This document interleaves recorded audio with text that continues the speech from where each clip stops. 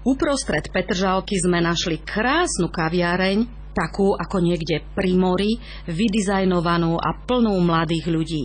Sympatická Polina Siniačenko nás pozvala na oslavu prvého výročia štúdia, v ktorom tancuje pri tyči. Ale pozor, nie je to striptease, je to šport. Ako dlho už robíte pole dance? Yes, I'm dancing pole dance approximately 6 years. Áno, ja tancujem pole dance asi 6 rokov a dnes máme party, ktorá sa týka nášho štúdia. Je to presne 1 rok, čo sme tu v Bratislave a realizujeme aktivity v rámci pole dance na Slovensku. Urobili sme kus dobrej práce a pracujeme na príprave na jeseň. V októbri bude šampionát a Slovenská Pole Sport Federácia ho bude pripravovať. Ja som šéfkou tejto federácie a naši výborní tanečníci budú reprezentovať Slovensko na tomto svetovom šampionáte. Myslím si, že v budúcnosti bude Slovensko prvé na svete. In future, I think Slovakia will be the first in world. Vy ste Ukrajinka. Odkiaľ presne? I was born in Ukraine, in Donetsk. Ja som sa narodila na Ukrajine, Donetsk, a pred rokom sme prišli na Slovensko s pole dance aktivitami. A ak sa pýtate prečo, je to úžasný šport. Kombinuje cvičenie s tancom. Je to veľmi zaujímavé pre ženy, pre tanečníkov alebo ako hobby. Keď ľudia prídu k nám do štúdia, tešia sa, že získajú silu, pružnosť a podobne. Navyše získava pole dance veľkú popularitu vo svete. Je druhým športom po fotbale. Naozaj. Pretože veľa ľudí chce vyskúšať tento druh tanca a v mojom štúdiu tancujú aj deti, aj muži, aj ženy. Jeden tancuje pre radosť, druhý pre svoju profesionálnu cestu. Našou hrdosťou je naša kvalita.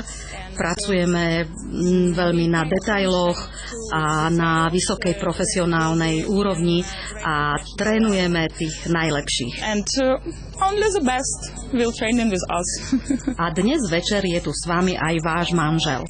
My husband. Áno, môj manžel je tu, pomáha mi organizovať večer a podporuje ma a to je dôležité. Niekedy si spolu aj zatancujete?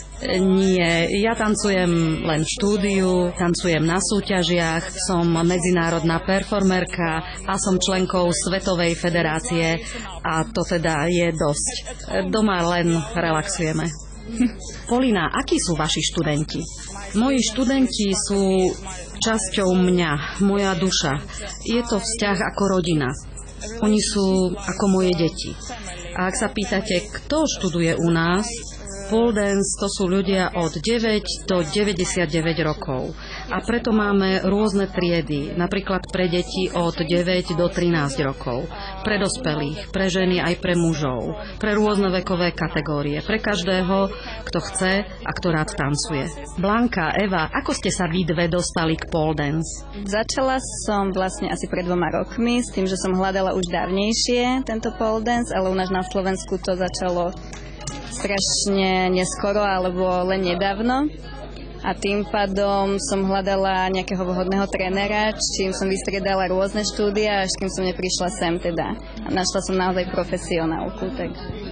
No ja mám podobnú skúsenosť ako túto Blanka. Čiže je to dosť ťažké, že v každej škole vlastne sa učí inak a nie každému to vyhovuje. Ja som bola napríklad aj v Brne, tak tam mi to vyhovovalo.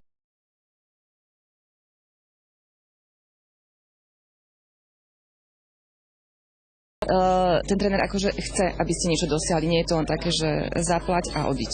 Keď som bola dieťa, tak som skúšala všeličo, lebo boli rôzne krúžky a mňa to bavilo, ale profesionálne som nerobila nič vlastne. Skúšala som hip-hop, rock'n'roll, úplne iné sorty, ale toto bolo také, že keď som to raz uvidela, tak som proste to hľadala a asi, ja neviem, až po 2 rokoch som to proste našla u nás. No, akože tanec, že hociaký, možný, všemožný. No ja som vlastne k tomuto pole danceu, som to videla na YouTube, to som ešte mala tedy 17, že to bolo také zakázané. tak to na YouTube proste boli nejaké, že z Austrálii, že majstrovstvá sú v tom, ale u nás to ešte nebolo.